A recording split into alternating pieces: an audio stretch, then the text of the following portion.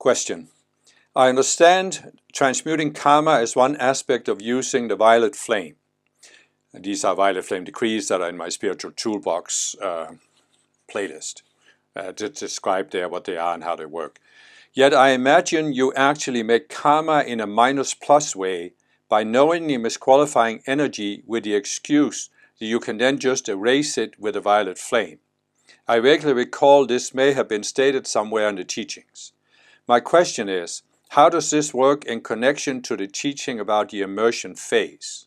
As one example, let's say a spiritual person was working through his or her sexual desires in some manner that's still imperfect and thus misqualifies energy.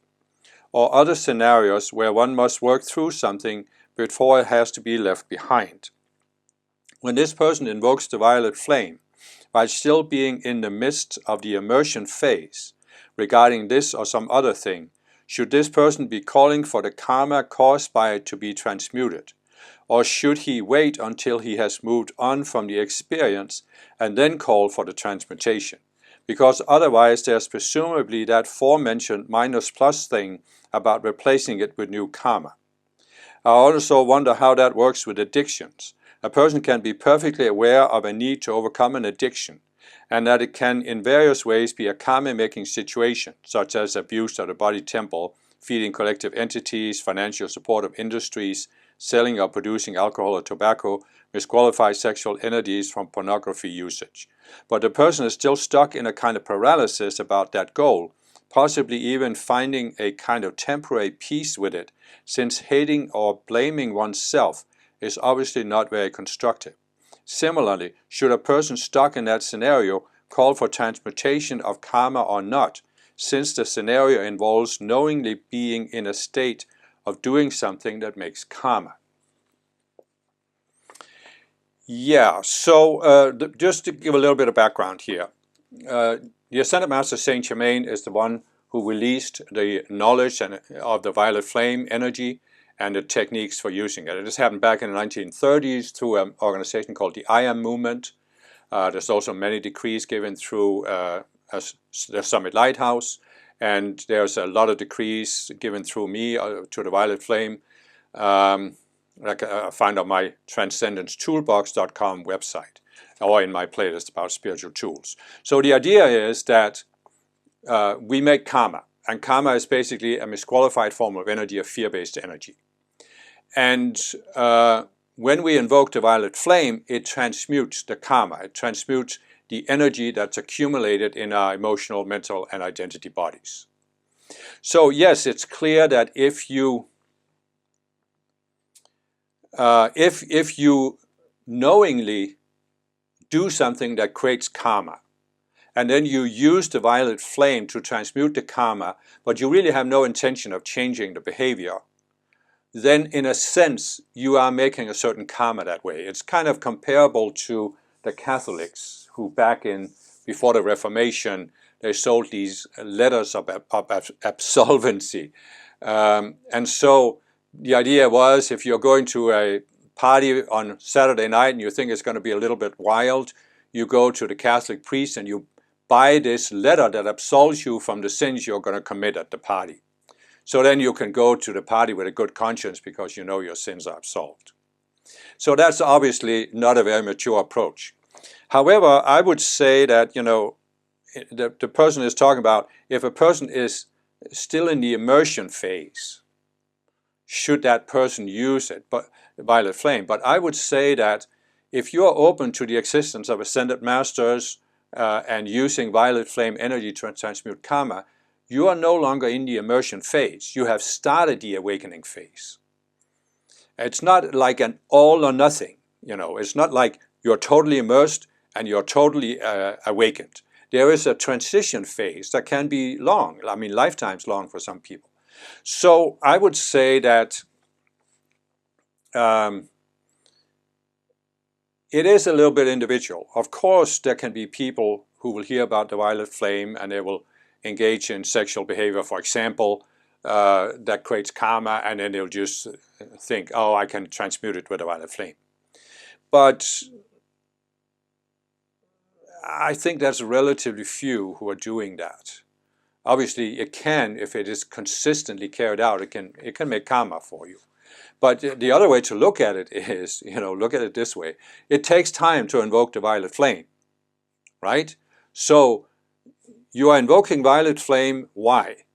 Is it just to get back to some kind of zero, or is it to actually grow on the path? So this means if you are to grow, you have to transmute more karma than you make. So if you are spending a certain amount of time giving violet flame decrees to just transmute the karma you made in your last sexual encounter, you're not getting anywhere in the long run. You're treading water. You're basically standing there in one place and not really getting anywhere. So is that really what you want? I mean, I think most people would say that's not what I want. I want to make progress on the path. So then you have to have a net balancing of karma by not making more new karma than you are transmuting. Same thing with addictions. I would think that most people who are addicted are not even open to ascended masters and giving violet flame.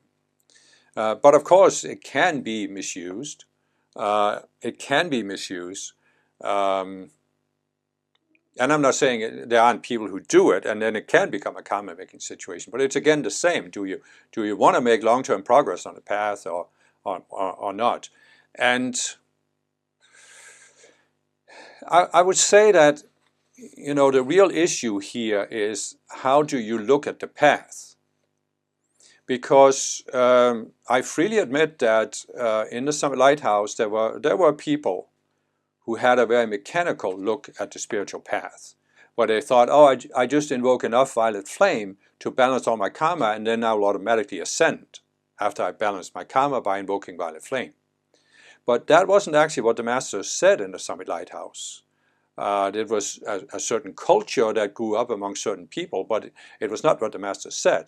And back in the 1990s, for example, they started talking about the need to resolve psychology, which is why I took heed of that and started going into therapy, and many other people I knew. And so, so really, the using the violet flame to transmute karma is sort of the mechanical or outer aspect, but the inner aspect is the resolution of psychology by overcoming these subconscious selves that I always talk about. So, but the thing is, we go through phases on the spiritual path. So as I said, there comes a point where you start going into the awakening phase, but obviously you still have a lot of these subconscious selves from the immersion phase that you haven't overcome. So there is a certain stage on the spiritual path that is, you might say, schizophrenic, because you are, in a sense, you want to make spiritual progress, but you still have these subconscious selves that are pulling you backwards. It can be an addiction, it could be some belief you have, for example, the belief that it's enough to just give violet flame and then you'll make it. So what I've seen is that when people keep going, when they really are applying themselves to the spiritual path, there comes a point where they shift from what I call the outer path to the inner path, where you realize it's not enough to do a spiritual practice, whether it's the violet flame or something else.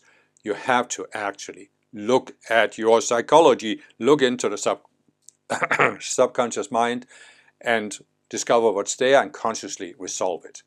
And of course, there are some people that are stuck in that phase. They haven't made it over the hump and consciously acknowledge that it's about resolving psychology. And then people can go back and forth. And I'm not saying that can't become a karma-making situation at some point. I think it can.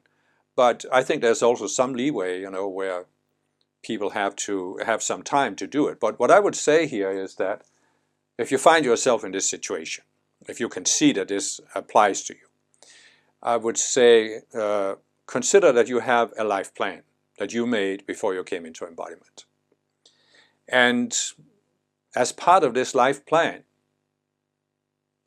you are meant to shift from the outer path to the inner path. You are meant to look consciously at your psychology. You are meant to overcome these subconscious selves and really resolve it and make progress. This is part of your divine plan. Why am I saying this? How can you know this is the case? Well, if you're listening to this, it's part of your divine plan, or you wouldn't be listening to it. You would have allowed your ego or the subconscious selves to find some kind of excuse why you shouldn't listen to what I'm saying. And so by the mere fact that you are listening, you are ready to make that shift from the outer path to the inner path.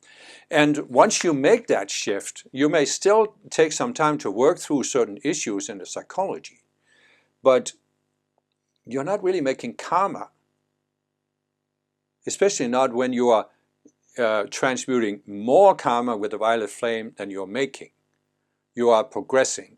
And there's some leeway there. So I don't think you need to be too hard on yourself. But of course, it is a matter of decide. It's very clear if you look at it. Now, as I said, the spiritual path is not a mechanical thing, but it has a mechanical aspect in the sense that you could say you have made a certain amount of karma in past lifetimes and in this lifetime, and you need to balance it before you can ascend. You also need to balance it to feel more at peace with being alive on earth. So you can say, you know, here's the amount of karma I have, here's the amount of violet flame decrease I'm giving a day, this is transmuting so much karma, so how much violet flame decrease do I have to give to transmute all my karma? But then of course you can also say, because this is another consideration here you have, is as long as I have this unresolved psychology, it's not just a matter of I'm transmuting karma, because I'm constantly making more karma through the unresolved psychology. So in the Samurai talks, for example, many people thought, well, I found the Ascended Master teachings, I'm giving violet flame decrees. It's like that zeroed out their karma account. It stops the accumulation of karma. We're just standing here. So now I'm just giving violet flames decrease, so I'm just chipping away at it, so it's going down. But it might not be going down. If you have unresolved psychology that causing you to get in all kinds of situations, like the person describes, addictions or whatever, you're making karma along with balancing. So it's again this, how are you going to stop making the karma so that, because you want to get to a point where you're not making new karma so that all the violet flame decrees you give are transmuting the existing karma. So how are you going to get to a point where you're not making karma anymore? Well, only by resolving the psychology. There's no other way. Right? So what I'm saying is there is a mechanical aspect, but it's not quite mechanical because you are making more karma through the unresolved psychology.